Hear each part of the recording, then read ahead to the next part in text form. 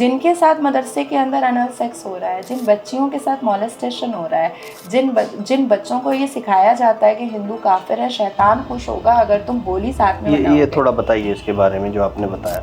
हलाला क्या है? उनके साथ सेक्सुअल रिलेशन करके फिर वो दूसरा मर्द मुझे तलाक देगा, तब मुझे पहला शौहर मुझे अपनी निकाह में वापस लेगा। इसको कहते हैं हलाला। क्या आप किसी ऐसी महिला से मिली जिसका कभी हलाला हुआ? हाँ जी, मिली है। बहुत सारी ऐसी महिलाओं से मिली हूँ कि उनको तलाक क्यों दिया गया और फिर उनका हलाला रहा, तो उनका क्या एक्सपीरियंस रहा? वर्ड मैंने कई बार सुना है मुता, इसके बारे में मैं आपसे थोड़ा जानना चाहता हूँ कि मुता क्या है, क्या होता है, कैसे होता है? For the time being pleasure of sex. इसमें 2-3 तरह की चीज़ें होती हैं। अगर मुस्लिम्स में भी देखें, आजकल पिछले कुछ महीनों से देखें तो लोगों ने बताया कि एक पासमानदा कम्युनिटी होती है, शिया सुन्नी तो हम सुनते आ रहे थे, और कई चीज़ें हैं। क्या इसमें भी हलाला का जो तरीका होता है वो अलग अलग होता है कि मुस्लिम्स में कोई शिया है तो वो किस तरीके से उनका होता है, या सुन्नी है तो किस तरीके से होता है? आपका सवाल बहुत खूबसूरत है। 42-45 साल में हम खत्म हो जाते हैं, क्या आपको समझ में नहीं आया कि हम क्या खत्म हो रहे हैं? हमारा पीरियड्स खत्म हो रहा है। तो हमने वो ईरा देखा है जब औरतें, मुसलमान औरतें इस बारे में, अपने अधिकार के बारे में जब बात करती थी तो उनकी साड़ियाँ खोल दी जाती थी, उनको पीटा जाता था, उनको बेइज्जत किया जाता था, बेआबरू किया जाता था, उनकी जुबान को बंद करने की। जरूरी रहता है कि कोई ऐसा पैटर्न नहीं है कि, या फिर इसमें मैं जानता नहीं हूँ इतना अभी इसके बारे में, कि सेक्स होना एक या फिर फिजिकल रिलेशन बनना वो ज़रूरी है? हाँ, बिल्कुल ज़रूरी है। वो किस लिए होता है कि वो फिजिकल रिलेशन क्यों उसको बनाया गया कि वो फिजिकल? तो इसमें फिर अगर सेक्स ही करना है 2 महीने, 1 महीना, 1 दिन, 4 दिन, तो निकाह की क्या ज़रूरत है? कि बीवी को इज्जत दो, बेटी को इज्जत दो, बहन को इज्जत दो, अपने बिस्तर पर 4 बीवियां मत रखो सेक्स टॉय बना करके। इस्लाम में गिल्मा की क्या अहमियत है, कहाँ से ये वर्ड आया और क्या होता है इसके बारे में? देखिए, कुरान में मेंशन गिल्मा वर्सेस 52.24 पर है। अगर मैं आज ये कह दूं कि मैं कन्वर्ट हो रही हूँ सनातन धर्म में, प्राय 20 लाख लड़कियां मेरे साथ कन्वर्ट हो जाएंगी, प्राय मुसलमान लड़कियां, मोर देन, और वो इस भारत की ही हैं। मुसलमान बकरीद में बकरा खरीदते हैं, उसी तरीके से लड़कियां, बच्चियां बेची और खरीदी जाती हैं और सब नकाब में रहती हैं। हमारे आंचल पर इतना ज़्यादा और हमारे छाती के दुपट्टे पर इतना ज़्यादा तवज्जो मुसलमान समाज के मर्दों का होता है कि वो हमारे जेंडर की इज्जत को ही भूल चुके हैं।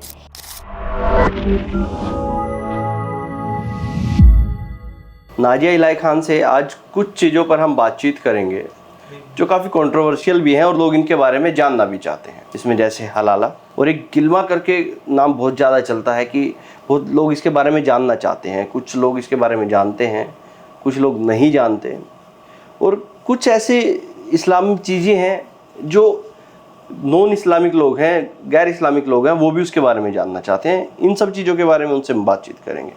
नाजिया जी, आपका स्वागत है हमारे पॉडकास्ट में। नमस्कार, जय जय श्री राम। नाजिया जी, मैं आज आपसे बातचीत करना चाहता हूँ और मैं आपके व्यूज जानना चाहता हूँ एज ए मुस्लिम महिला। जी, हलाला क्या है? देखिए, बाय रिलीजन मैं मुस्लिम हूँ, but I consider myself as a daughter of India.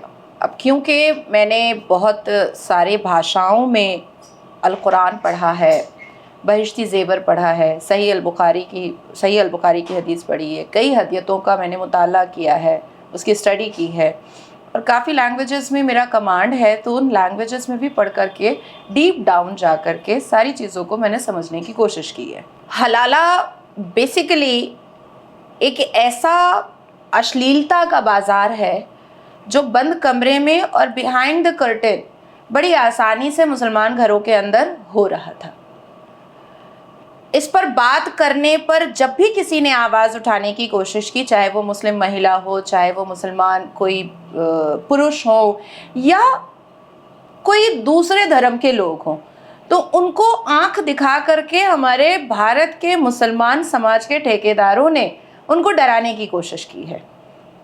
आज जब हम सनातन धर्म के सती प्रथा पर बात करते हैं तो कोई पुरोहित आकर के हमें डराने की कोशिश नहीं करते हैं, या चाइल्ड मैरिज पर जब हम बात करते हैं, क्योंकि जयपुर में, राजस्थान में बहुत होता था, तो उस पर भी कभी डराने की जो अपेक्षा है या स्ट्रैटेजी है वो कभी सनातन धर्म ने नहीं किया, बल्कि सती प्रथा को और चाइल्ड मैरिज को ख़त्म करने के लिए सनातन धर्म के लोग ही, इंटेलेक्चुअल लोग सामने आए और सबने उसको अग्री किया और सारी चीज़ें जो रिफॉर्म करने की थी उसको रिफॉर्म किया गया और कानून के तहत से उसको रोका गया। अब जब बात आती है हलाला की तो अवैसी साहब भी स्किप कर जाते हैं, उसको सही से बताते नहीं हैं, या आप मदनी से पूछिएगा, या आप तौकीर से पूछिएगा, या आप बुखारी से पूछिएगा तो वो नहीं बताएगा। बेसिकली हलाला है क्या? अब जैसे मेरा निकाह एक मुसलमान मर्द से हो गया, अब मैं सुबह देर से उठ गई तो उसने मुझे तलाक दे दिया, मैंने खाना अच्छा नहीं बनाया तो उसने मुझे तलाक दे दिया, मुझे बेटियां ज़्यादा पैदा हो रही हैं तो उसने मुझे तलाक दे दिया, या मैं बांझ हूँ, मैं बच्चा नहीं पैदा कर पा रही हूँ तो उसने मुझे तलाक दे दिया, या किसी भी रीज़न या वजूहात की वजह से मेरे खाविंद ने, मेरे शौहर ने, मेरे हस्बैंड ने मुझे तलाक दिया है। अनफॉर्चुनेट उनको ऐसा एहसास हो रहा है कि नहीं, मैंने इसको तलाक नहीं देना था, मुझे इसको वापस लेकर के आना है, अपने निकाह में फिर से शरीक करना है, तो मेरा निकाह किसी और से करवाया जाएगा। अब वो चाचा ससुर हो सकते हैं, वो मामा ससुर हो सकते हैं, वो देवर हो सकता है, वो जेठ हो सकता है, और या तो फिर वो हलाला सेंटर का इमाम, मुअज्जिन, कारी या मौलवी हो सकता है। जैसे पाकिस्तान में गली कूचों में हलाला सेंटर है, हैदराबाद में चार मीनार पे हर एक नुक्कड़ पे हलाला सेंटर है। आप पश्चिम बंगाल आइएगा तो जकरिया स्ट्रीट, चूना गली, पिकनिक गार्डन, आपको राजा बाजार, मटिया ब्रूज में आपको बहुत सारे हलाला सेंटर्स मिलेंगे। तो वहाँ पर बोर्ड लिखा होता है, जैसे पाकिस्तान में लिखा होता है कि औरतें जो है वो महफूज हैं और दूसरे दिन आपको मिल जाएंगी। तो हलाला सिर्फ यहाँ पर ख़त्म नहीं होता है कि हमें सिर्फ किसी दूसरे मुसलमान मर्द से शादी करनी है, उनके साथ इंटीमेट रिलेशन भी करना है, उनके साथ सेक्सुअल रिलेशन करके फिर वो दूसरा मर्द मुझे तलाक देगा, तब मुझे पहला शौहर मुझे अपनी निकाह में वापस लेगा। इसको कहते हैं हलाला।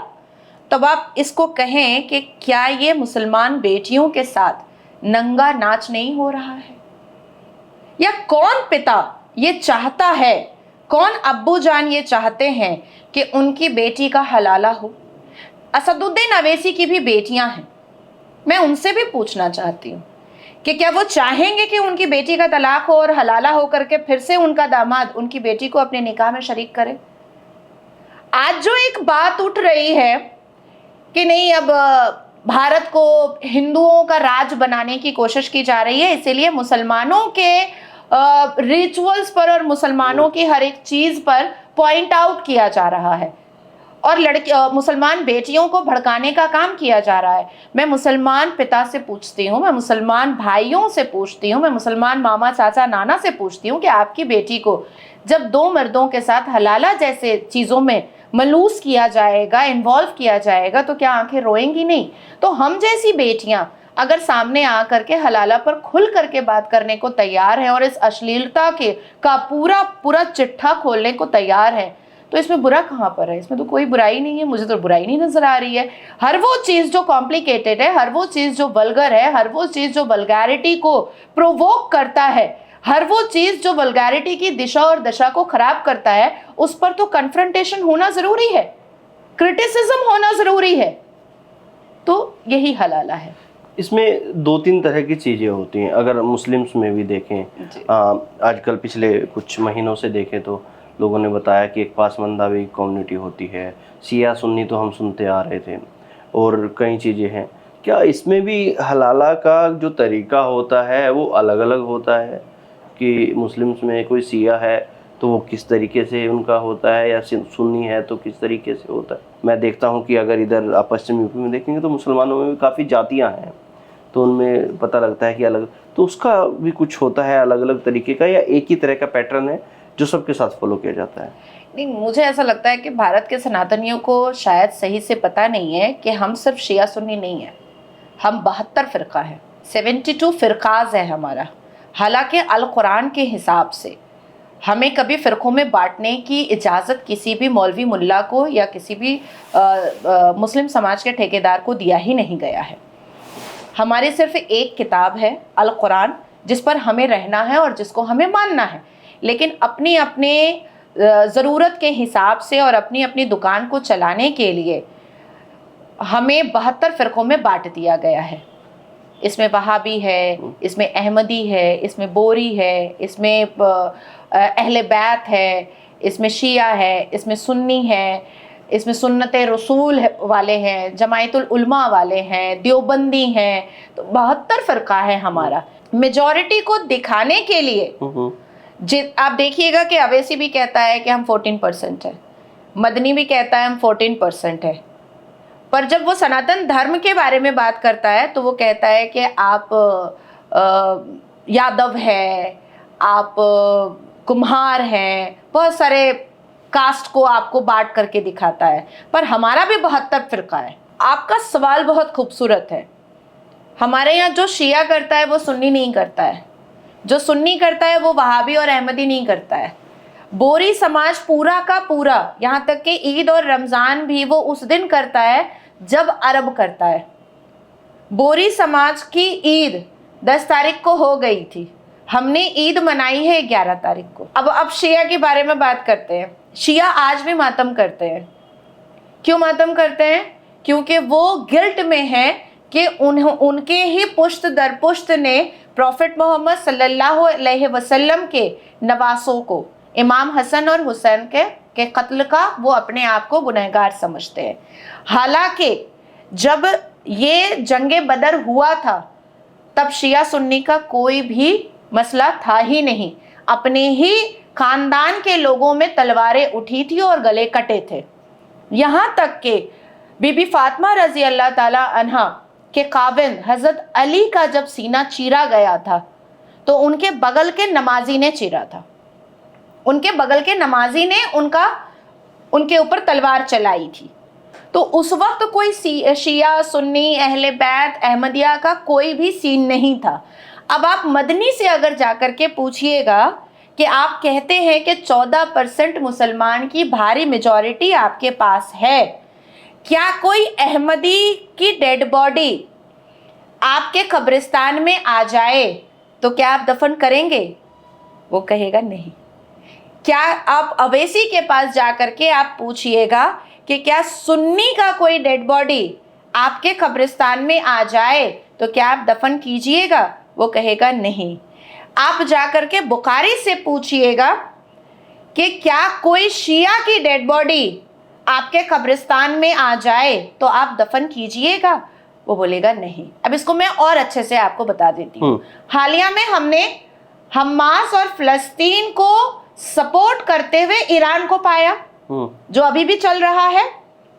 पर हमास और फ़लस्तीन की एक भी व्यक्ति की डेड बॉडी ईरान अपनी सरजमीन पर अपने कब्रिस्तान पे कभी नहीं दफनाएगा, कभी भी नहीं। आप देखिए, मैं पाकिस्तान का उदाहरण आपको दे देती हूँ।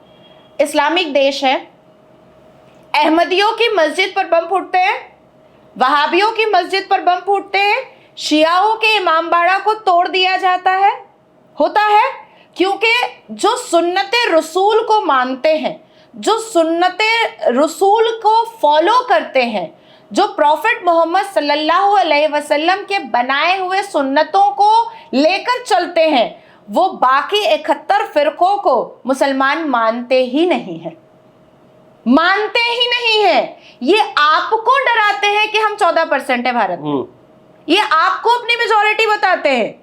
पर इंटरनल जब आप डीप डाउन जाइएगा तो आपको पता चलेगा कि सुन्नी जो हैं वो मात्र 2 करोड़ या 2.5 करोड़ होंगे बस। और ये 2.5 करोड़ ही फुदकता हुआ नजर आता है।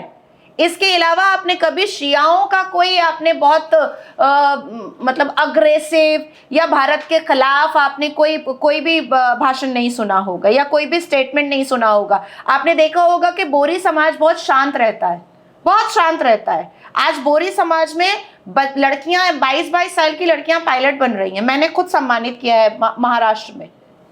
जोगेश्वरी की एक लड़की है, वो बोरी समाज की है, शिया समाज की है, वो लोग पायलट बन रही हैं। तो बोरी समाज में आप देखिएगा एडुकेशन भी भरपेट है, वो हेल्दी भी हैं, वेल्दी भी हैं और भारत के संविधान को भी मानते हैं। मात्र एक सुन्नी समाज है जो देवबंद जमात भी खोलता है। और देवबंद क्या होता है?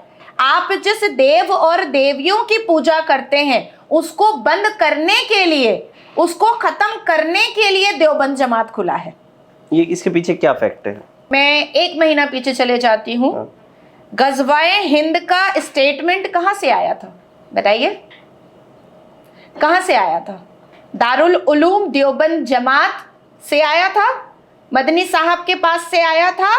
क्यों आया था गजवाए हिंद? ये तो पाकिस्तान बोलता है। कभी सीरिया बोला करता था, अब नहीं बोलता है।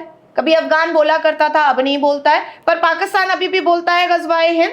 तो पाकिस्तान की जुबान गजवाए हिंद देवबंद को भारत में रहते हुए क्यों बोलना पड़ा? क्यों बोलना पड़ा? क्योंकि देवबंद का मतलब ही होता है आपके देवी देवताओं को बंद करवाना, पूजा आराधना को बंद करवाना।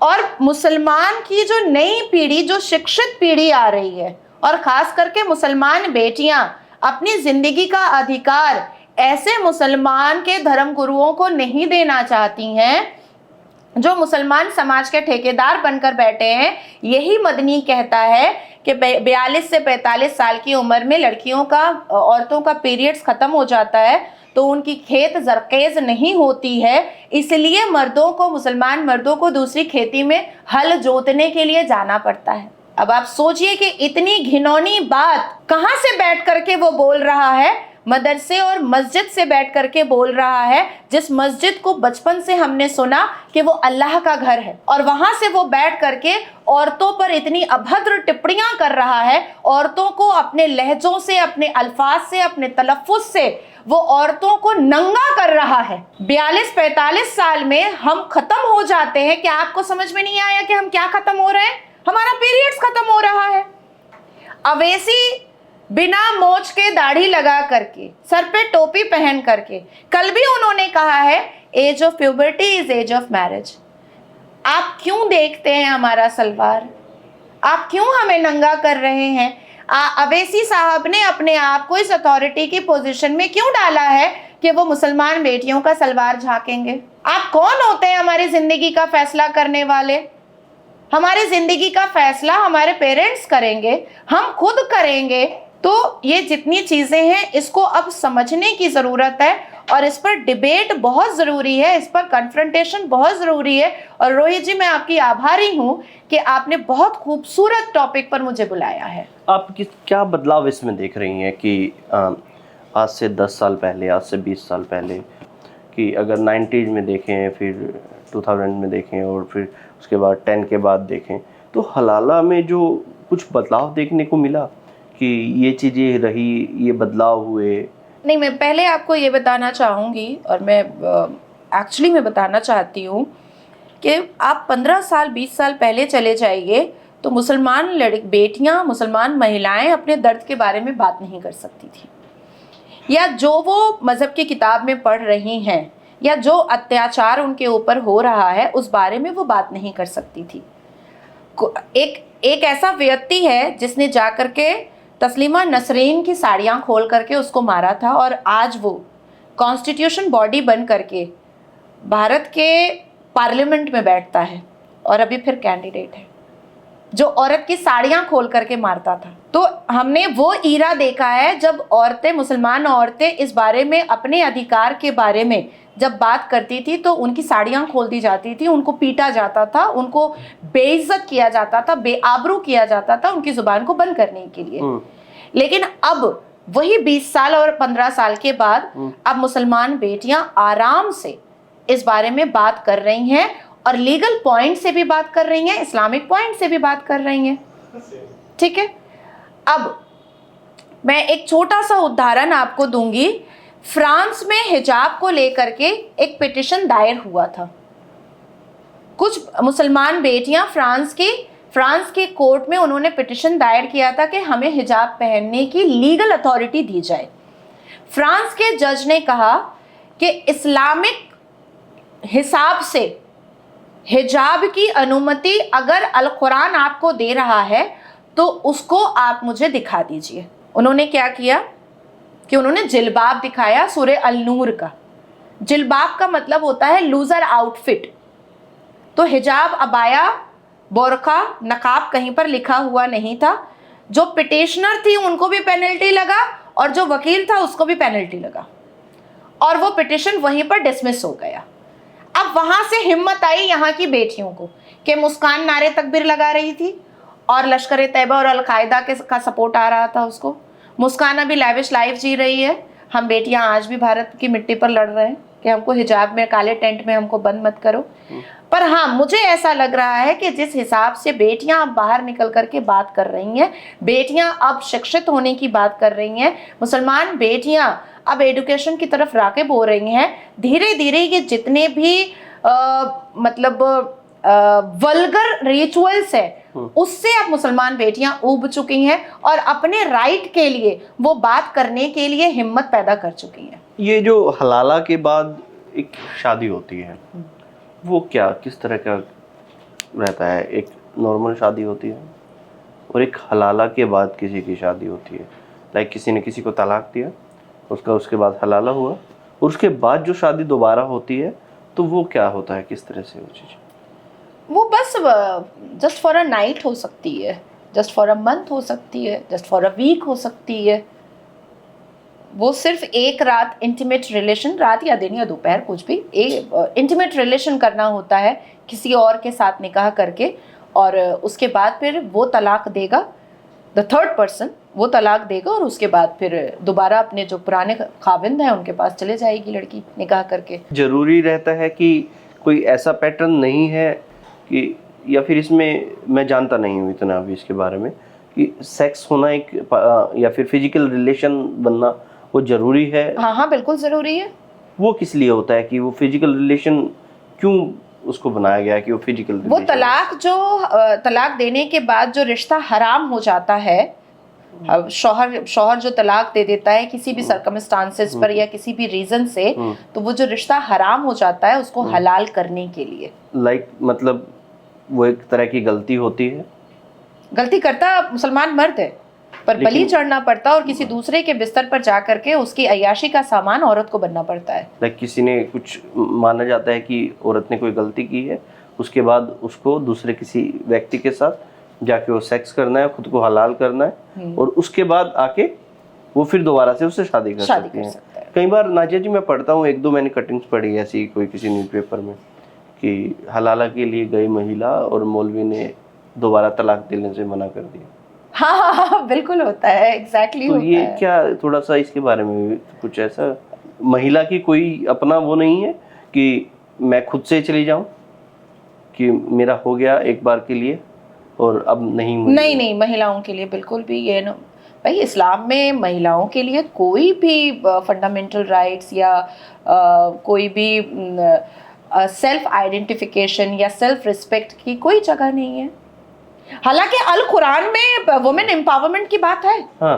बीबी खदीजा रजी अल्लाह ताला अन्हा को अगर आप पढ़ेंगे तो बिजनेस टाइकून थी, वो बहुत एम्पावर वुमेन थी, पर उनकी बातों को छुपाया गया है। बीबी आयशा के बारे में आप पढ़िए, आप बीबी मरियम के बारे में पढ़िए, आप बीबी सफिया के बारे में पढ़िए, आपको लगेगा कि हाँ भाई, इस्लाम में वुमेन एम्पावरमेंट को बहुत ज्यादा फोकस किया गया है, लेकिन उस बातों को हमारे मौलवी मुल्ला जो है वो छुपा चुके हैं। क्या आप किसी ऐसी महिला से मिली जिसका कभी हलाला हुआ? हाँ जी, मिली हूँ, बहुत सारी ऐसी महिलाओं से मिली हूँ कि उनको तलाक क्यों दिया गया और फिर उनका हलाला रहा, तो उनका क्या एक्सपीरियंस रहा? क्या किसी से ऐसी कोई बातचीत आपकी कभी हुई, किसी ने आपको अपना एक्सपीरियंस ऐसा शेयर किया कि हलाला के बाद उसका क्या एक्सपीरियंस रहा होगा? देखिए, ट्रिपल तलाक से लेकर के आई थिंक हलाला, मस्यार और मुत्ता, ये चारों विक्टिम से मैं मिली हूँ। वेस्ट बंगाल में अगर आप मेरे चैम्बर में आइएगा तो आई थिंक 70% फाइल इसी से भरी हुई है और 30% जो है वो लिटिगेशंस वगैरह है और सिविल मैटर्स है, पर 70% मोर देन 70% फाइल मुसलमान बेटियों के आंसू से ही भरी हुई है, क्योंकि मुसलमान बेटियों को लगता है कि वो मेरे पास आकर के बहुत सिक्योर है और उनको जस्टिस मिलेगा। और कई ऐसे, क्योंकि जब वो अपनी बातों को रखती हैं तो हम उनका वीडियोस करते हैं, जो वीडियो हम कभी भी मतलब पब्लिश नहीं कर सकते हैं, क्योंकि वो बहुत सेंटिमेंटल इशू होता है, वो उनकी पर्सनल लाइफ होती है। But I have that record कि अगर कभी कोई मुझे काउंटर करने की कोशिश करेगा तो डेफिनेटली मैं उन्हीं बच्चियों की अनुमति से उनको सामने रख करके मैं वो वीडियोस को पब्लिश भी करवाऊंगी, पर उनकी अनुमति से। तो जब मैं हलाला को लेकर के एक बच्ची से जब मैं बात करी, वो चंदन नगर की थी, पश्चिम बंगाल में चंदन नगर की थी, मैं नाम नहीं रिवील करूंगी। तो मुझे ऐसा लगता है कि अगर वो मेरे पास नहीं आई होती तो उसने कमिट कर लिया होता। क्या बताया उस लड़की ने आपको, थोड़ा सा मैं जानना चाहूँ। चंदन नगर की उस लड़की ने, हालांकि वो यूपीएससी की तैयारी कर रही थी और बीच में ही उसके एडुकेशन के ड्यूरिंग एडुकेशन ही उसकी शादी हो गई और उसके बाद फिर उसके शौहर ने चावल गीला हो गया था और कंटिन्यू पढ़ाई के पर ज़्यादा फोकस करने की वजह से वो हर रोज़ ही खाना बनाने में वो अनसक्सेसफुल हो रही थी, तो उसको तलाक दे दिया। और तलाक देने के शायद 20 या 22 दिन के बाद उसके शौहर को लगा कि उसने गलत किया है और तब फिर उसका हलाला हुआ और हलाला बगल की मस्जिद के ही इमाम के साथ हुआ। और उसके बाद फिर उस इमाम साहब की उम्र शायद 60 या 62 होगी और इमाम साहब ने साफ मना कर दिया कि नहीं, अब मैं उसको पढ़ाऊंगा, यूपीएससी कंप्लीट करेगी और मेरे पास ही रहेगी, मेरी बीवी बन के रहेगी। अब वो तो फंस गई, बुरी तरीके से फंस गई। उसके भाई जो थे उस बच्ची के, वो उसको उठा करके लेकर आ गए थे अपने घर कि जब तक फैसला नहीं हो जाता है और लड़की खुद से आपके पास, वो इमाम साहब के पास नहीं जाने को तैयार होती है, तब तक वो अपने मायके में रहेगी। और उसकी दिशा इतनी ख़राब हो चुकी थी, उसके हाथ में यहाँ से यहाँ तक कट्स थे, उसने कमिट करने की कोशिश की थी, यहाँ से यहाँ तक कट्स थे, उसने खुद को मारा था, उसने अपने बालों को खुद काट दिया था, मतलब खुद को वो बदशक्ल बनाने की कोशिश कर रही थी। तब मैंने उससे पूछा कि वो इमाम साहब तुमको इसलिए रख रहा है क्योंकि तुम यूपीएससी तुम क्रैक करने वाली हो, क्योंकि उसका स्टेटमेंट ही यही था कि अब वो पढ़ेगी, यूपीएससी कंप्लीट करेगी और मेरी बीवी बनकर रहेगी, तो तुम्हारी शक्ल सूरत तुम खराब भी कर दोगी बेटा, तो भी वो तुमको रखेगा क्योंकि तुम यूपीएससी करने वाली हो। तो अब क्या करना चाहती हो, डिग्रियां फाड़ दोगी तो भी उसका तो रिकॉर्ड है जहां से तुमने किया है, वो तो रिकॉर्ड निकल जाएगा। तब उसको समझ में आया और आई थिंक मैंने 90 डेज एवरी वीक मैंने उसको काउंसलिंग की, तब वो ठीक हुई। और अब उसका मैटर फिर मैंने लोअर कोर्ट से लेकर के हाई कोर्ट तक मैंने उसका मैटर देखा।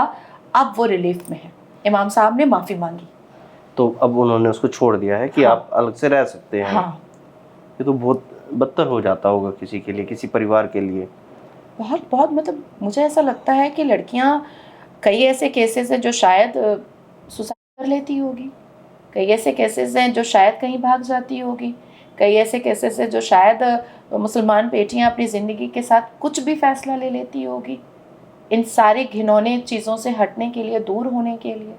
क्या कोई घर परिवार जिसकी बेटी है वो माँ, या फिर जिस लड़के की वो वाइफ है वो लड़का, या फिर कोई सास, आस पड़ोस और समाज, इन सब चीज़ का विरोध नहीं करता है कि ये ऐसा क्यों हो रहा है, कि क्यों हमारी बेटी को, हमारी बहू को, हमारी बहन को किसी को एक रात के लिए सौंप दिया जा रहा है? मैं कभी कभी, बहुत सारे ऐसे पॉडकास्ट होते हैं जिसमें बहुत इमोशनल भी हो जाती हूँ और सवाल से मुझे हंसी भी आने लगती है। आपको पता है हमारे मुस्लिम समाज में नासिर खान जैसे बलात्कारी की शादी में इमाम से लेकर के, कारी से लेकर के, मुअज्जिन से लेकर के मुसलमान समाज और मुसलमान जिहादन महिलाएं बिरयानी खाने के लिए जाती हैं और खुशी खुशी सच सबर करके जाते हैं लोग। रिनाउंड बलात्कारी नासिर खान जिन दो भाइयों ने क्रिश्चियन लड़की को दबोच करके गैंग रेप किया और उसको गटर में छोड़ दिया नंगा, और जब वो 10 साल के बाद रेमिशन ग्राउंड पे बाहर आता है, वेस्टिन जैसे 5 स्टार होटल में वेस्ट बंगाल में वो शादी करता है, और मुसलमान टूट करके खुशी खुशी सच सबर करके उस बलात्कारी की बिरयानी खाने में शिरकत करता है। ये है हमारे मुसलमान, ये है हमारे मुसलमान। क्या आपने कभी भी सुना कि मुसलमान समाज के ठेकेदार किसी बेटी के आंसू को पोंछने के लिए खड़े हुए हैं भीड़ लगा करके? क्या आपने कभी भी मुसलमान गलियों में या मुसलमान मस्जिदों के बाहर जो जुमा की नमाज में खुतबा होता है, मुस्लिम बेटियों के राइट्स के लिए, उसके एजुकेशन राइट्स के लिए, उसके जेंडर राइट्स के लिए खुतबे में एक भी लाइन सुना? अगर सुना है तो बता दीजिए। और मैं चैलेंज करती हूँ कि अगर कोई खुतबा कहीं पर ऐसा चला है तो इस पॉडकास्ट के लिंक में ज़रूर ऐड करें, मुस्लिम्स ज़रूर ऐड करें। मैं देखना चाहती हूँ, मैं सम्मानित करूँगी उस इमाम को जाकर के कि कोई तो ऐसा इस धरती पर, भारत की धरती पर है जो जुमा के खुतबे में मुसलमान बेटियों के राइट के बारे में बात करता है, जो मुसलमान लौंडों को ये बताता है कि बीवी को इज्जत दो, बेटी को इज्जत दो, बहन को इज्जत दो, अपने बिस्तर पर 4 बीवियां मत रखो सेक्स टॉय बना करके, मुसलमान बेटियों के आत्मसम्मान के साथ मत खेलो, बलात्कार मत करो, गैंग रेप मत करो, किसी का गला मत काटो। अगर कोई खुतबा देता है तो मुझे बताइए। हमारे अल कुरान का पहला वर्ड इकरा का आया, जिसमें किसी भी तरीके का कोई जेंडर डिस्क्रिमिनेशन नहीं था। पढ़ो, प्रॉफेट मोहम्मद सल्लल्लाहु अलैहि वसल्लम ने यहाँ तक कह दिया कि पढ़ना है तो चीन तक चले जाओ। एक एग्जाम्पल दिया उन्होंने, जिसमें भी कोई जेंडर डिस्क्रिमिनेशन नहीं था। पर हमारी ज़िंदगी कैसी हो गई? हम जीन्स पहन लेते हैं तो इस्लाम खतरे में आ जाता है, हम हंस देते हैं तो इस्लाम खतरे में आ जाता है, हम अपनी पसंद का इजहार कर देते हैं तो इस्लाम खतरे में आ जाता है, हम पढ़ना चाहते हैं, कुछ करना चाहते हैं तो इस्लाम खतरे में आ जाता है, हमारे सर से आंचल सरक जाता है तो भी इस्लाम खतरे में आ जाता है। हमारे आंचल पर इतना ज़्यादा और हमारे छाती के दुपट्टे पर इतना ज़्यादा तवज्जो मुसलमान समाज के मर्दों का होता है कि वो हमारे जेंडर की इज्जत को ही भूल चुके हैं। मैं आपके सामने बैठी हूँ, मेरे शरीर पर दुपट्टा है, पर मुझे ऐसा लगता है कि आपने मेरे आई कांटेक्ट के अलावा आपने कुछ भी नहीं देखा। तो आखिर मुसलमान मर्द क्यों ये लड़की को देखते ही समझ लेते हैं कि ये शर्ट पहनी है या ये दुपट्टा ओढ़ी है, तो अश्लीलता उनकी नज़रों में है, हमारे अंदर नहीं है। क्या आपने कभी भी सुना कि 5 मुसलमान लड़की जा रही थी और उसने किसी एक लड़के का रेप कर दिया? नहीं सुना होगा। पर 5 मुसलमान लड़के सनातनी लड़कियों को दबोच करके, क्रिश्चियन लड़कियों को दबोच करके रेप करते हैं। तो हम बहुत घुट चुके हैं, हम मुसलमान बेटियां बहुत बिक चुके हैं, हम मुसलमान बेटियां निकाह मसियार के नाम पर यात्री सफ़र के साथी बन चुके हैं। मतलब सफ़र ख़त्म तो निकाह ख़त्म। तो हमारे साथ जो बुरा हुआ है उसको बहुत कम वक्त में बहुत आसान शब्दों में बयान नहीं किया जा सकता है। हमारे अंदर बहुत पीड़ा है, बहुत दर्द है। बिल्कुल, इस तरह के व्यक्ति तो कहीं भी हो सकते हैं, मुसलमान भी हो सकते हैं, कोई और हिंदू भी हो सकते हैं, जिनकी नज़रें ही ख़राब हो चुकी होती हैं, या फिर जिनका एक यही होता है कि मुझे बस अब डिजायर उनके इस तरह के होते हैं। लेकिन मैं थोड़ा सा, एक वर्ड मैंने कई बार सुना है, मुता। इसके बारे में मैं आपसे थोड़ा जानना चाहता हूँ कि मुता क्या है, क्या होता है, कैसे होता है? For the time being pleasure of sex. थोड़ा एक्सप्लेन करिए। एक्सप्लेनेशन ऐसा है कि अच्छा, निकाह मुत्ता में लड़की का सिंगल होना बहुत ज़रूरी है, मर्द का सिंगल होना ज़रूरी नहीं है। मान लीजिए मैं किसी शादी में गई हूँ और किसी शादीशुदा आदमी ने मुझे पसंद कर लिया है, तो वो मेरे साथ एक कॉन्ट्रैक्ट करेगा 1 महीने का या 1 साल का या एक हफ्ते का या एक रात का या एक दिन का, निकाह मुत्ता के थ्रू वो मेरे निकाह में आएगा, वो उस वक्त तक मेरे साथ इंटीमेट और सेक्सुअल रिलेशन रखेगा जब तक उसका मन ना भर जाए, और मन भरने के बाद वो निकाह मुद्दा ख़त्म हो जाता है। तो ये ईरान में बहुत होता है, बहुत ज़्यादा होता है, और कई विक्टिम्स जो हैं उन्होंने इस बारे में खुल करके बहुत सारे अंग्रेज़ी चैनलों पर बात भी किया है, और पाकिस्तान में भी निकाह मुद्दा बहुत होता है। मैं आपको बताना चाहूँगी कि कुछ साल पहले अफ़गान में भी ये बहुत हो रहा था। हमारे भारत में हैदराबाद में निकाह मुत्ता बहुत होता है और निकाह मस्यार बहुत होता है। हमारे पश्चिम बंगाल में निकाह मुत्ता और निकाह मस्यार बहुत होता है, क्योंकि बांग्लादेशी लोग पश्चिम बंगाल में बहुत ज़्यादा आते हैं, और अपने कारोबार के हिसाब से भी वो लोग आते हैं बांग्लादेशी लोग, और सारे के सारे मुस्लिम होते हैं, तो वो लोग 3 महीना 4 महीना वो लोग पश्चिम बंगाल में रहते हैं। तो उस ड्यूरेशन में वो निकाह मुत्ता के थ्रू वो किसी से शादी करते हैं, और जब वो दोबारा रिटर्न जाते हैं अपने बीवी बच्चों के पास बांग्लादेश, तो वो फिर वो ख़त्म हो जाता है निकाह मुत्ता। तो क्या इसमें कोई पैसे का लेन देन होता है कि निकाह मुत्ता, लाइक कि कोई लड़की है, कोई व्यक्ति उससे शादी करना चाहता है या फिर अपने सेक्सुअल डिजायर पूरे करना चाहता है, अगर कोई 2-3 महीने के लिए है तो वो लाजमी सी बात है ऐसा ही होगा, क्या कोई पैसे का भी लेन देन होता है कि भैया इतना पैसा मिलेगा? बिल्कुल, उसकी पूरी आराइश, उस लड़की की पूरा खर्च, उस लड़की का पूरा जितना भी वो उसका डिमांड है वो उसको पूरा किया जाता है पैसे के लिए। जस्ट सपोज जैसे खरीदा जाता है, हम जा कर के प्रोस्टिट्यूट एरिया में जैसे लोग जा कर के 1 नाइट स्टे के लिए पैसा दे करके वो अपने सेक्सुअल डिज़ायर्स पूरे करते हैं, जस्ट लाइक निकाह मुत्ता।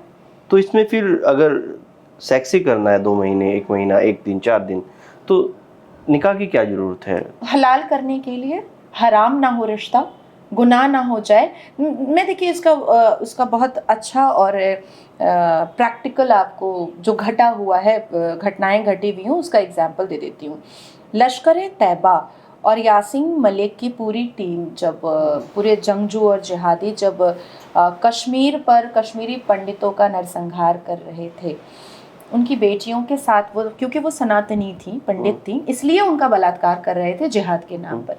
लेकिन मुसलमान बेटियों के साथ जो वो हम बिस्तरगी करते थे, सेक्सुअल रिलेशन करते थे, तो निकाह मुत्ता के ही ज़रिया करते थे, और कहते भी थे कि हम तो हलाल तरीक़े से कर रहे हैं, इसमें कोई हराम वाली बात नहीं है। मतलब मुसलमान मर्द मुसलमान लड़की के साथ बिना निकाह के अगर सेक्स करता है तो वो हराम हो जाता है, और इसमें लड़का और लड़की दोनों गुनाह में शामिल हो जाते हैं। और अगर वो निकाह होने के बाद अगर वो सेक्स होता है और सेक्सुअल डिज़ायर्स मर्द अपने पूरे करता है तो वो हलाल होता है, अल्लाह की नज़र में वो हराम नहीं होता है। अभी मैं सुन भी रहा था, एक हैदराबाद से ही एक नेता हैं, अभी बीजेपी ने उनको टिकट दिया है, वो बता रही थी अपने एक शो में, किसी टीवी पर चल रहा था, कि वहाँ पर लड़कियाँ ऐसे घर पे फ़ोन करती हैं कि मेरी 16 शादी हो गई, मेरी 17 शादी हो गई, घर में कोई पार्टी रख लीजिएगा, ये रख लीजिएगा। तो वहाँ पे तो माँ और बेटी या फिर माँ बाप पूरा फैमिली इंक्लूड है। नहीं, वो बेटी दर्द में उसने अपनी माँ को ये बात कही है। उस बेटी ने पीड़ा में अपनी माँ को खुशखबरी नहीं दी है, वो खुश नहीं है।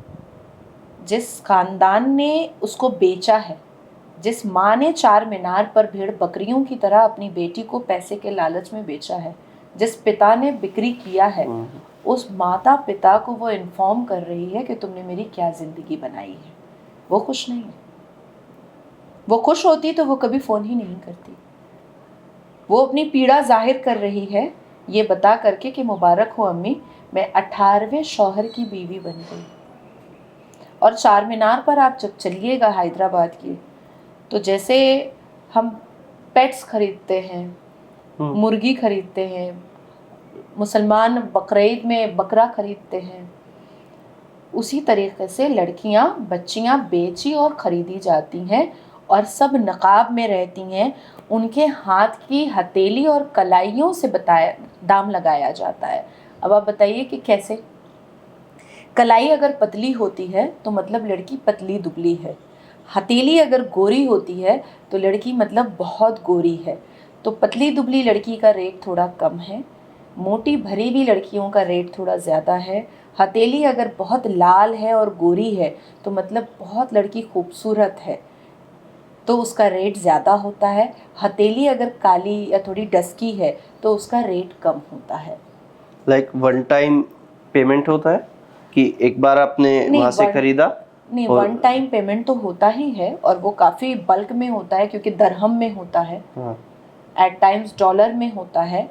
और उसके बाद जब अगर कोई ले जाता है साथ में तो फिर वहाँ पर भी उसको अलग अलग लोग खरीदते हैं, फिर वो बाजार की हो जाती है। लाइक एक बार किसी ने किसी लड़की को खरीदा, उसके बाद उसने उससे अपना काम पूरा किया और उसने किसी और को बेच दिया।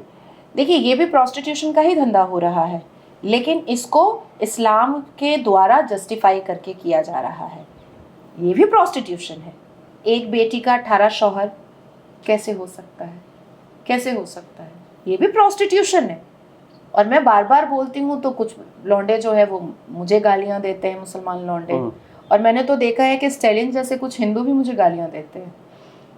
मैंने तो ये भी देख लिया है कि मतलब स्टेलिन जैसे हिंदुओं का भी भरमार है हमारे भारत में।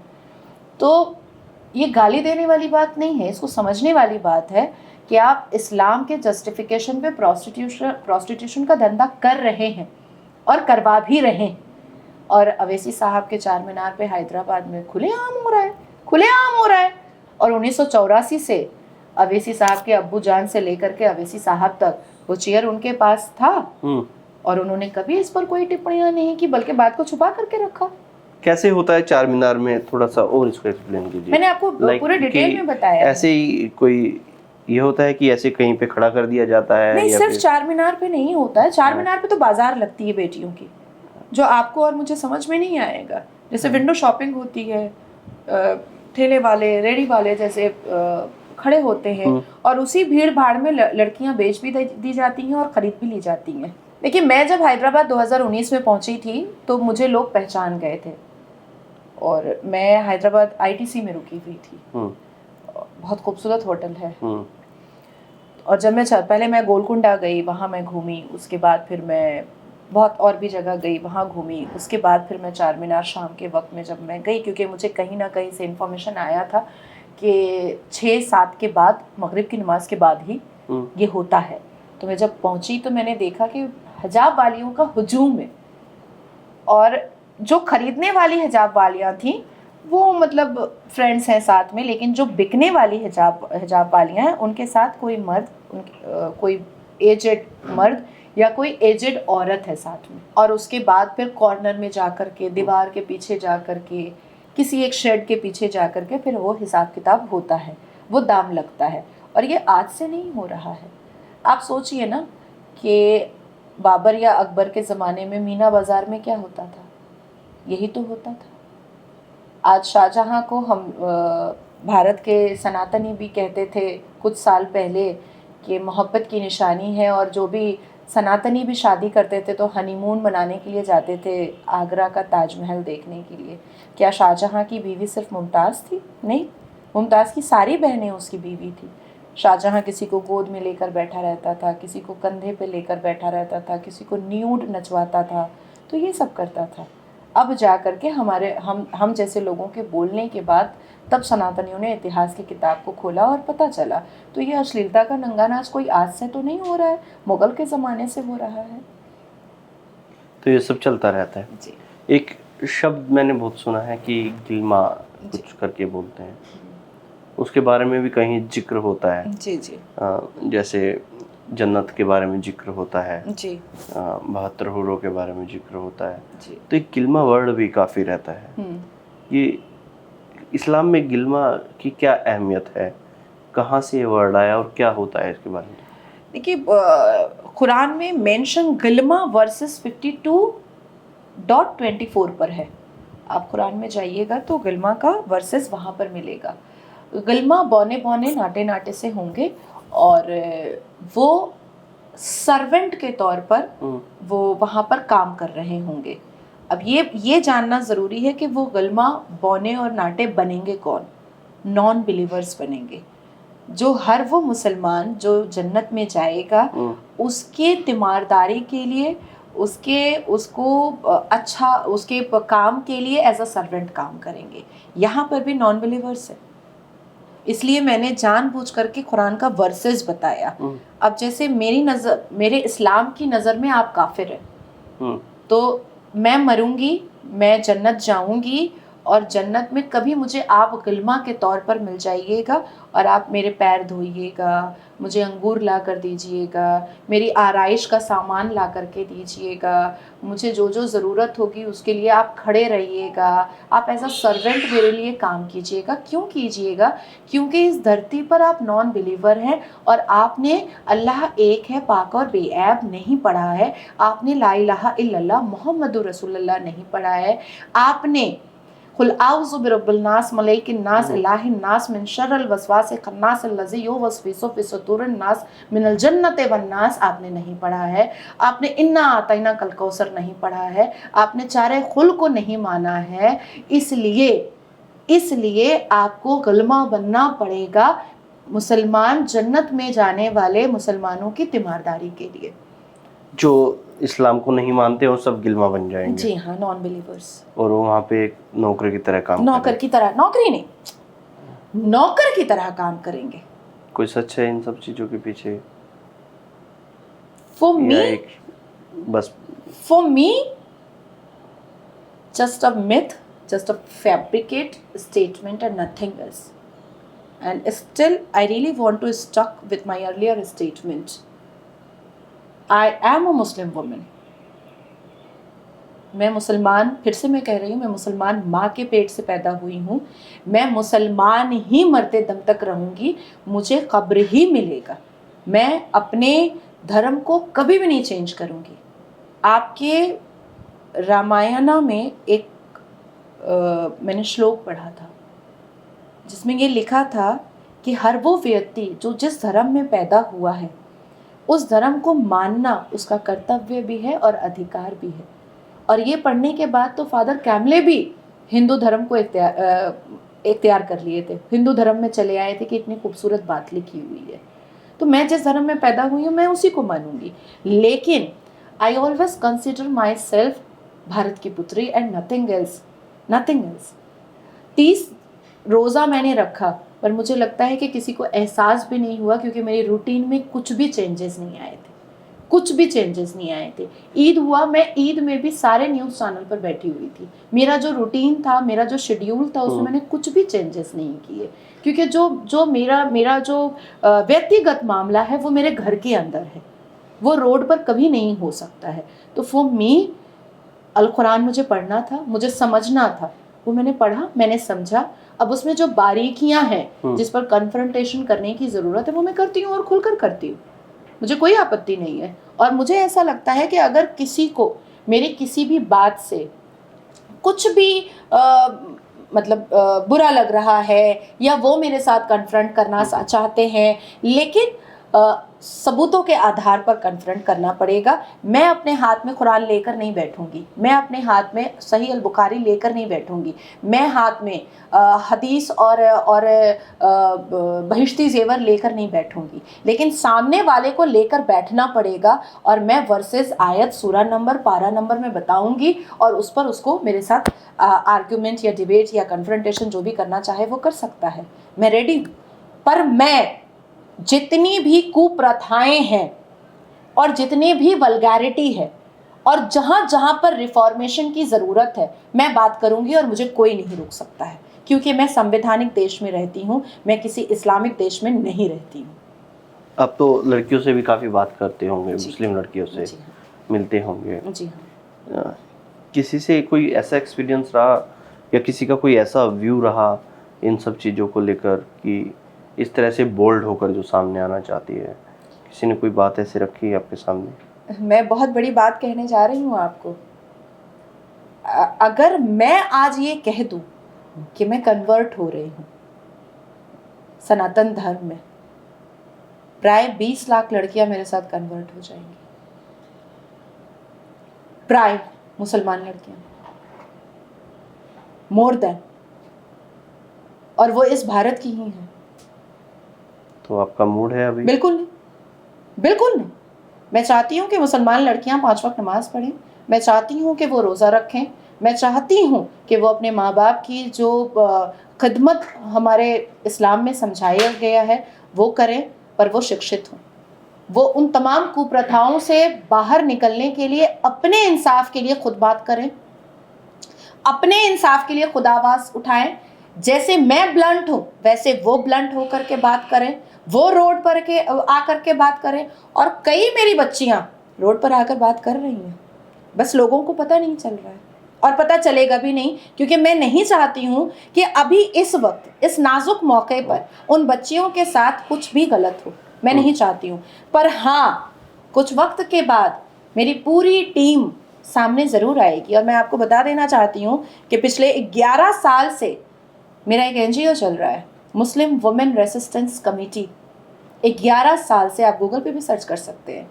और उस 11 साल में ऐसा तो नहीं है ना कि मैं कहीं पर बैठ करके सिर्फ चने गिन रही हूँ। एक NGO मैं मुसलमान बेटियों के लिए अगर चला रही हूँ तो उस NGO के माध्यम से 11 साल में मैंने कुछ तो काम किया है, कुछ तो मैंने किया होगा। तो जब वक्त आएगा तो ज़रूर वो बेटियां अभी भी सामने आ रही हैं, इवन कैमरा के सामने भी आ रही हैं, बात भी कर रही हैं, पर खुल करके कि वो मुस्लिम वुमेन रेसिस्टेंस कमेटी की वो मेंबर है, ये भी बोल करके वो आएंगी। ऐसा तो नहीं है कि आप मतलब इस्लाम धर्म में रहकर मुसलमानों को ही गरियाते रहें, ऐसा क्या कोई प्लान करके तो नहीं है? रोहित जी, मैंने कब गरियाया है बताइए तो मुझे। मैं कह रही हूँ कि मुसलमान बेटे, मुसलमान भाइयों, मदरसा जा कर के जो तुम कुल औज़ु बिरब्बिल नास पढ़ते हो, कुल हुवल्लाहु अहद अल्लाहु समद तुम पढ़ते हो, वो पढ़ो, बिल्कुल पढ़ो, पर एकेडमिक क्वालिफिकेशन भी ले लो। मैं तो कह रही हूँ कि तुम नासिर खान की तरह बलात्कारी मत करो, मैं कह रही हूँ कि तुम आफ्ताब की तरह बोटी मत करो, मैं तो कह रही हूँ कि तुम लारा हाशमी की तरह मर्डरर मत बनो, मैं तो कह रही हूँ कि तुम लुंगी के अंदर चड्डी पहन लो, मैं तो कह रही हूँ कि तुम लुंगी के अंदर पत्थर मत रखो, मैं कह रही हूँ कि पत्थर मारना ही सिर्फ मुसलमानों का काम नहीं है, इंजीनियर डॉक्टर बनना भी मुसलमानों का काम है। मैं तो कह रही हूँ कि जिहादन बनने की ज़रूरत नहीं है, शेरवानी की तरह खुद जीन्स पहन लेती है, हुक्का मारती है और हिजाब की तारीफ करती है। मैं तो कह रही हूँ कि मस्जिद अगर अल्लाह का घर है तो उस पर हक हम मुसलमान बेटियों का भी है, और अगर किसी मुसलमान मर्दों की नज़रें ख़राब हैं तो वो अपनी नज़रों का इलाज कराएं, पर अल्लाह के घर मस्जिद से हमें दूरी ना करवाएं। हमें भी मस्जिद के अंदर जा कर के नमाज़ पढ़ने दें। और मैं उनसे अनुमति नहीं मांग रही हूँ, मैं अपने हक की बात कर रही हूँ, संवैधानिक हक की बात कर रही हूँ, इस्लामिक हक की बात कर रही हूँ और इंसानी हक की बात कर रही हूँ। मैं गरिया कहाँ रही हूँ? मैं तो मुसलमान लौंडों को अच्छी तरबियत देने की कोशिश कर रही हूँ, बस। मैं तो नहीं गरिया रही हूँ। आप? हाँ, मैं रमज़ान जैसे मुबारक महीने में मैं दूसरे जुमा में मैंने शाही मस्जिद, पश्चिम बंगाल के टिपू सुल्तान शाही मस्जिद में जा कर के मैंने नमाज़ पढ़ी थी। और मुझे काफ़ी परमिशन वगैरह लेना पड़ा और काफ़ी प्रक्रिया करनी पड़ी, लीगल स्टेप्स लेने पड़े। और उसके बाद फिर मैं जा कर के, हालांकि उन्होंने मुझे एक ऐसे गंदे रूम में नमाज़ पढ़ने की इजाज़त दी जहाँ पीछे में अंडरवेयर लटक रहा था मर्दों का, गमछा लटक रहा था, कच्छा लटक रहा था, खाए हुए प्लेट थे, बहुत गंद आ रही थी। लेकिन क्योंकि मैं नमाज़ पढ़ने की नीयत से गई थी और जुमा की नमाज़ थी, और रमज़ान के जुमा की नमाज़ का बहुत बहुत अहमियत होती है, उसके खुतबे की बहुत अहमियत होती है, तो मैंने पूरा खुतबा भी सुना, मैं नमाज़ पढ़ी और नमाज़ पढ़ कर के मैं सीधा निकली। और बाहर में मैंने काफ़ी मीडिया इंट्रैक्शन भी किया। हालांकि ईद के दिन भी मैं नाखुदा मस्जिद में ज़करिया स्टेट में नमाज़ पढ़ने के लिए मैंने अर्ज़ी लगाई थी, पर इमाम साहब नाखुदा मस्जिद के जो ज़करिया स्टेट में पश्चिम बंगाल में है, कोलकाता में है, उन्होंने जोड़ा साको पुलिस स्टेशन को बोल करके मुझे धमकी दिलवाया कि वो ना आए तो ही बेहतर है। और वहीं पर रेड रोड में 4 लाख की भीड़ में श्रीमती ममता बनर्जी ब्राह्मण होकर के, हिंदू होकर के, वो जूता चप्पल पहन करके वो चली गई और भड़काऊ भाषण दे करके वो चली आई, और मुसलमान बेटियों का विरोध करके भी चली आई, क्योंकि उन्होंने साफ कह दिया कि UCC नहीं होने देंगी। आप देखिए कि मुझे गालियां ज़रूर मुसलमान देते हैं, पर मेरे सामने आकर के बात करने की हिम्मत नहीं करते हैं, कभी नहीं करते। डर नहीं लगता आपको? हम जब अरबी में या उर्दू में खुदा लिखते हैं ना, तो एक नुक्ता जब ऊपर होता है तो खुदा होता है, और वो नुक्ता जब नीचे आ जाता है डॉट तो जुदा हो जाता है। तो जब हमारे अरबी अल्फाज के हिसाब से एक नुक्ते से खुदा जुदा हो सकता है, तो एक नाजिया है, अल्लाह रखे या मुसलमान ख़त्म कर दे, मुझे कोई फ़र्क नहीं पड़ता है बस। बट लेकिन जो रिफॉर्मेशन के लिए, मुसलमान बेटियों को बचाने के लिए जो मैंने एक मुहिम छेड़ी है, वो मैं ख़त्म नहीं करूँगी। मदरसा गए हैं आप कभी? बहुत मदरसा मैंने विज़िट किया है, बहुत अनगिनत। इवन आप मेरे मेटा पर जाइएगा या इंस्टाग्राम पे जाइएगा तो आपको दिखेगा कि मैं मदरसे के बच्चों के साथ मैं खेल रही हूँ, कूद रही हूँ, उनको गिफ्ट्स दे रही हूँ, उनको कंप्यूटर दे रही हूँ, उनको बहुत सारे खाने का सामान दे रही हूँ। हालांकि मैं बहुत ज़्यादा इन सब चीज़ों को मैं प्रमोट नहीं करती हूँ और मुझे अच्छा नहीं लगता है, पर प्राय मैंने आई थिंक 5 साल या 6 साल में मैं तकरीबन 3000 मदरसों से ज़्यादा ऊपर विजिट कर चुकी हूँ। क्या पैटर्न रहता है पढ़ाई का? क्या कोई पढ़ाया पैटर्न नहीं जाता रहता है, कोई पैटर्न ही नहीं थोड़ा रहता है। एक्सप्लेन करिए। मदरसे में सिर्फ यही पढ़ाया जाता है कि मुसलमान बच्चों को होली नहीं मनाना है, मुसलमान बच्चों को दिवाली नहीं मनानी है, मुसलमान बच्चों को काफिरों से दूर रहना है, मुसलमान बच्चों को टीवी नहीं देखना है, मुसलमान बच्चों को साइंस पर यकीन नहीं करना है, मुसलमान बच्चों को जियोग्राफी पर यकीन नहीं करना है, मुसलमान बच्चों को अंग्रेज़ी भाषा से दूर रहना है, मुसलमान बच्चों को किसी और धर्म के बारे में ना जानना चाहिए, ना समझना चाहिए, ना बूझना चाहिए। ये सारी चीज़ें बताई जाती हैं, ये सारी चीज़ें समझाई जाती हैं। 3-3 साल की बच्चियों को हिजाब नकाब लगा करके, अबाया लगा करके बिठाया जाता है। साल में एक बार हम जैसे लोग जा कर के कंबल दे देते हैं, उसी कंबल को वो 1 साल चलाते हैं। साल में हम जैसे लोग जा कर के 2 कंप्यूटर दे देते हैं या 10 कंप्यूटर दे देते हैं, लेकिन उसमें ज़ंग लगता है, उसमें धूल लगी रहती है। क्योंकि मुसलमान बच्चे अगर कंप्यूटर सीख लेंगे, अगर वो टीवी देख लेंगे, अगर वो देश दुनिया की खबरों को सुन लेंगे, अगर वो चंद्रयान 3 को समझ लेंगे, अगर वो शिव शक्ति को समझ लेंगे, अगर वो अपने एक हाथ में कंप्यूटर और दूसरे हाथ में कुरान ले लेंगे, तो वो भी इंजीनियर डॉक्टर बन करके कंधे से कंधा मिला करके चलने की कोशिश करेंगे। और अगर वो चलने की कोशिश करेंगे तो फिर ये अवैसी साहब को और मदनी साहब को और बुखारी साहब को ये जाहिल आज़म और ठरके आज़म कहाँ से मिलेंगे? ये लब्बैक लब्बैक करके लारे भाषमी गला कैसे रेतेगा? नासिर खान बलात्कार कैसे करेगा? है ना? तो इसलिए मदरसों को बहुत छुपा करके चलाया जाता है। कोई भी न्यूज़ वाले को एंटर करने की कोई अनुमति नहीं है, कोई अनुमति नहीं है। आप गुरुकुल जाइए, आपको पूरा मतलब इंतज़ाम करके दिया जाता है कि आप बच्चों से बात कीजिए, आप वहाँ के पुरोहित से बात कीजिए, वहाँ के टीचर से बात कीजिए। आप कभी बंगाल आइएगा तो मैं आपको मायापुर आइस्कॉन टेम्पल, जो इस दुनिया का सबसे बड़ा आइस्कॉन टेम्पल है, उन्होंने मुझे बुलाया था इनॉग्रेशन से पहले, और उन्होंने अरबी में मुझे भगवत गीता दिया था, श्रीमद् भगवत गीता, जिसको मैंने पढ़ा अरबी में, मेरे लिए और भी कंफर्टेबल हुआ। तो वहाँ पर उन्होंने मुझे, जो स्कूल चलता है वहाँ पर उन्होंने मुझे मिलाया, बात कराया, बच्चों से, छोटे छोटे बच्चों से मैंने बात किया, जो जाप कर रहे थे उनसे बात किया, उनका जो वास्ट नॉलेज मैंने देखा, brilliant, that was like fabulous. तो ये चीज़ें, अब आप जाइए मदरसा नहीं मिलेगा आपको कैमरा ऑन ही नहीं करने देगा। क्यों नहीं? क्यों छुपाते हैं? क्योंकि जिनके साथ मदरसे के अंदर अनल सेक्स हो रहा है, जिन बच्चियों के साथ मॉलेस्टेशन हो रहा है, जिन बच्चों को ये सिखाया जाता है कि हिंदू काफिर है, शैतान खुश होगा अगर तुम होली साथ में मनाओगे। ये थोड़ा बताइए इसके बारे में जो आपने बताया। पाकिस्तान में रमज़ान के महीने में 14 साल 8 महीने के एक लड़के के साथ अनल सेक्स मस्जिद के मौलाना ने मस्जिद के अंदर किया, जबकि हमारे अल कुरान के हिसाब से रमज़ानुल मुबारक में शैतान जंजीरों में बंद हो जाता है, 1 महीना शैतान नहीं निकलता है, तो अनल सेक्स तो होता है।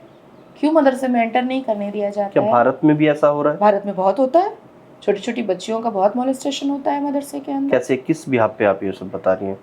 कई ऐसे मैटर्स देखे हैं मैंने, बिल्कुल देखे हैं। थोड़ा बता कोई पाएंगे? आवाज़ उठाए, नहीं, कोई कमेंट में आवाज़ उठाए, फिर वो मैटर मैं रिवील कर दूंगी। ऐसे तो लोग कमेंट करेंगे कि हाँ करें, और उस कमेंट को आप स्क्रीनशॉट करके मुझे भेजिएगा, मैं केस की फाइल आपको भेज दूंगी। अच्छा, आपके पास फाइल है हाँ, केसेस की? कोई भी बात मैं हवाबाजी पे आपसे नहीं करती हूँ। मैंने आपसे डायरेक्ट बोला कि मैं मदरसों में, कितने मदरसों में मैंने विजिट किया है, आप मेरे मेटा पे जा करके देख लीजिए, आप मेरे इंस्टाग्राम पे सर्च कर लीजिए, आपको मदरसे की पूरी तस्वीर मिल जाएगी। जिन बच्चों को मैं गोद में लेकर के बैठी हुई हूँ वो मिल जाएगा आपको। मैंने हवाबाजी करनी होती तो मैं आपको अपने इंस्टाग्राम के बारे में बता रही होती, क्यों बता रही होती? माँ बाप नहीं ध्यान देते हैं, नहीं रोकते हैं सब। देखिए, मुझे तो सबसे ज़्यादा आश्चर्य वाली बात ये लगती है कि मुसलमान माँ बाप के पेट से जन्म लेने वाले बच्चे को मदरसा जाने की ज़रूरत क्या है? मैं तो माँ होने के नाते फेलियर माँ हूँ अगर मैं अपने बेटे को खुद ही अल कुरान ना बता पाई, पढ़ा पाई। अगर मैं अल्लाह एक है, पाक और बेऐब है, मैं ये ना बता पाई, ना पढ़ा पाई अपने बेटे को एक मुसलमान माँ होने के नाते, तो मैं तो बेकार मुसलमान हूँ। मदरसे की ज़रूरत क्या है? मदरसे की तो कोई ज़रूरत ही नहीं है।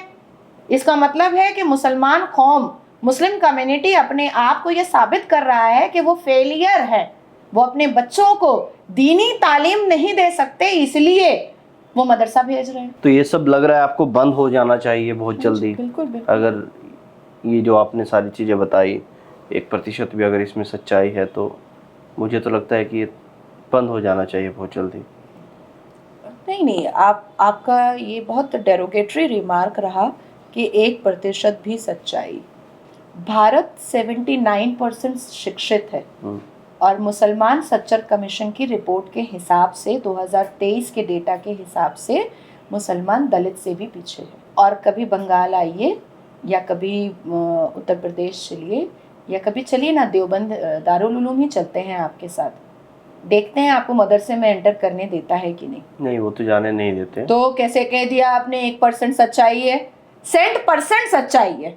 चलिए, कोई वीडियो देख रहा होगा तो अपने मदरसे का भी बुलाइए, हम आएंगे। हाँ बिल्कुल, आपको कहना चाहिए, है ना, आपको कहना चाहिए कि कोई As भी an अगर ऐसा anchor, देख रहा। हाँ। इतने बड़े चैनल के एंकर होने के नाते आपको अपील करना चाहिए कि अगर वाकई में मदरसे के अंदर कोई गंदगी या बुराइयां नहीं है तो हम जैसे लोगों को बुलाइए और बच्चों से बात करने का मौका दीजिए। कोई बुलाएगा तो हम साथ में चलेंगे। मैं तो आपके साथ चलूंगी, एकदम नमाज का दुपट्टा बांध के चलूंगी, 2 रकात नमाज भी मैं पढ़ लूंगी वहां पर नफिल का। चलिए, आप पढ़ लेंगे, हम देख लेंगे। हाँ नाजिया जी, ये सारी चीज़ों पे आपने बात की और आपके पास आपने बताया बहुत सारे फैक्ट्स हैं, बहुत सारी फाइल्स हैं, बहुत सारी चीज़ों पे आप काम कर रही हैं। आपका बहुत बहुत धन्यवाद इन सब चीज़ों पर बात करने के लिए। आपने अपना समय दिया, उसके लिए आपका बहुत बहुत धन्यवाद। बहुत बहुत शुक्रिया। वंदे मातरम, भारत माता की जय।